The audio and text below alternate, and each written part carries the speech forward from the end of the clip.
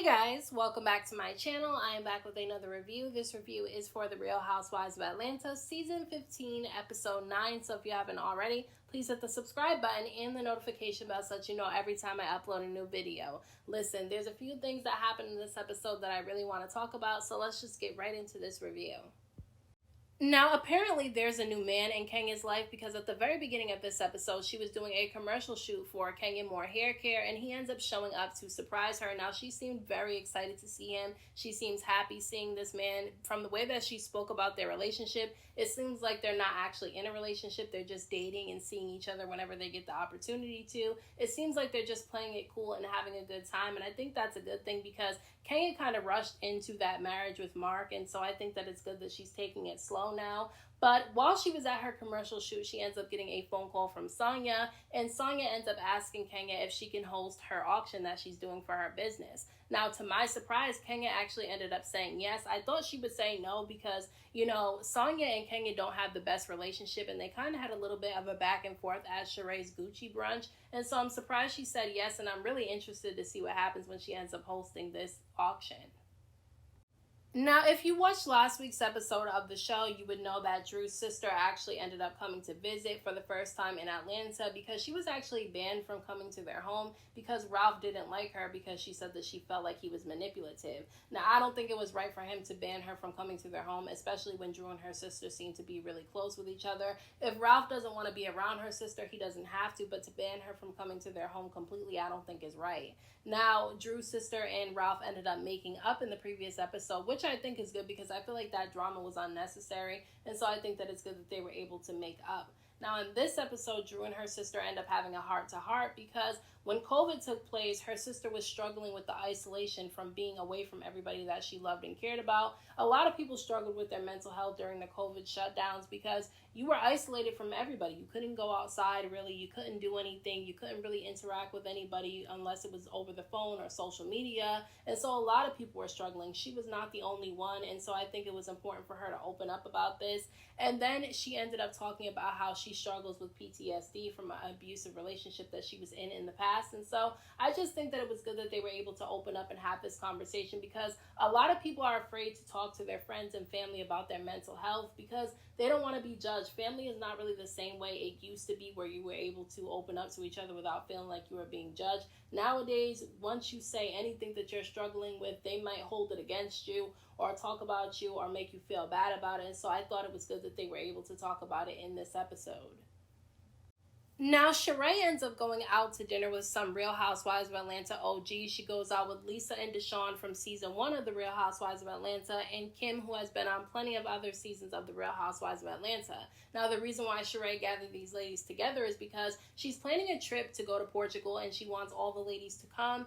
And she's going on this trip because she wants to try to heal from fibroids on her own without getting the surgery. When a lot of women end up getting the fibroid surgery, they end up having to go get surgery again because they end up growing back, and she wants to try the natural route before going through with surgery. And so she ends up inviting Kim, Lisa, and Dashawn on this trip. Now, I don't remember them saying during this dinner that they were going to go, but that would make for a really interesting girls trip if all these ladies with all these different personalities end up showing up together on this trip. Now, I don't think that Kim's going to go because Kim has a reputation for not showing up to the girls trip. When she was on the show, she barely ever came on any girls trips. And so I'm interested to see what happens if these 3 ladies end up showing up on the trip as well.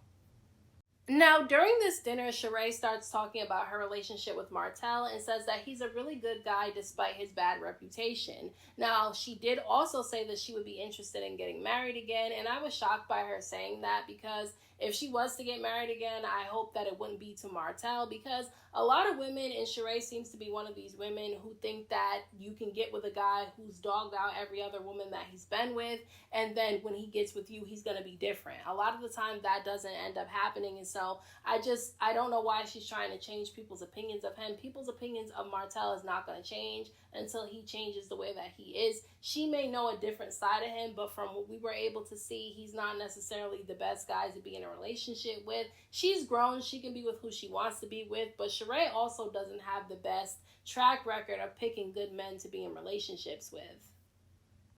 Now it's the day of Sanya's auction, and she's already crying before it begins because her sister is doing her hair, and her sister is opening up about how Sanya is not really considerate of her time because she feels like her family needs to always be available for her when she needs them to be there. And her sister is saying that she has children and a family of her own that she needs to take care of and focus on rather than constantly being there for Sanya.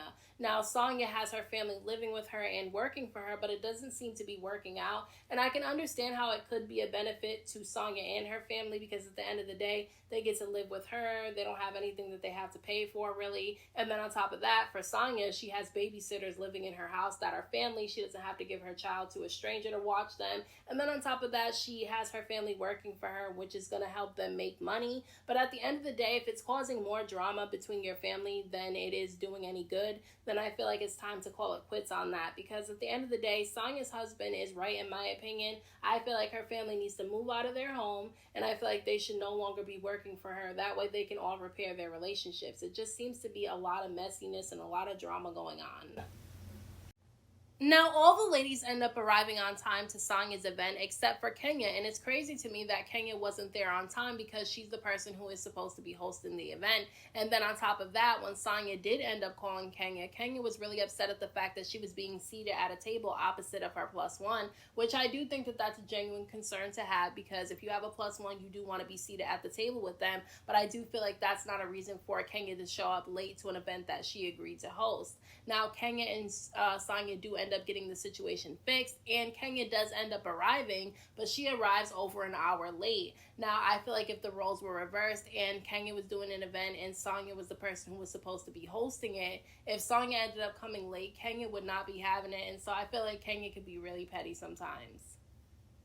Now, Kenya ended up showing up so late to the event that Sanya actually ended up starting the hosting herself, and she ended up giving an award to Sheree. She gave her a mommy award, and listen, I thought it was nice that she presented Sheree with a mommy award. I thought it was sweet that she got Sheree's son to come and give her the award, but at the end of the day, I feel like Sanya was doing this because she wants to stay on Sheree's good side. She seems like she wants to fit in with the mean girls of the group, which in my opinion are Sheree and Marlo. They're always having this "you can't sit with us" attitude.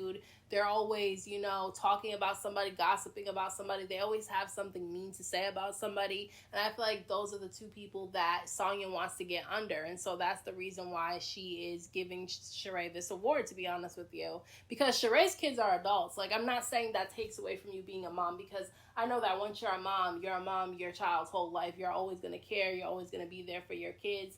And so I'm not saying that because her kids are an adult that she shouldn't be presented with a mommy award. I just feel like the reason why Sanya gave her the award is because she wants to stay on her good side.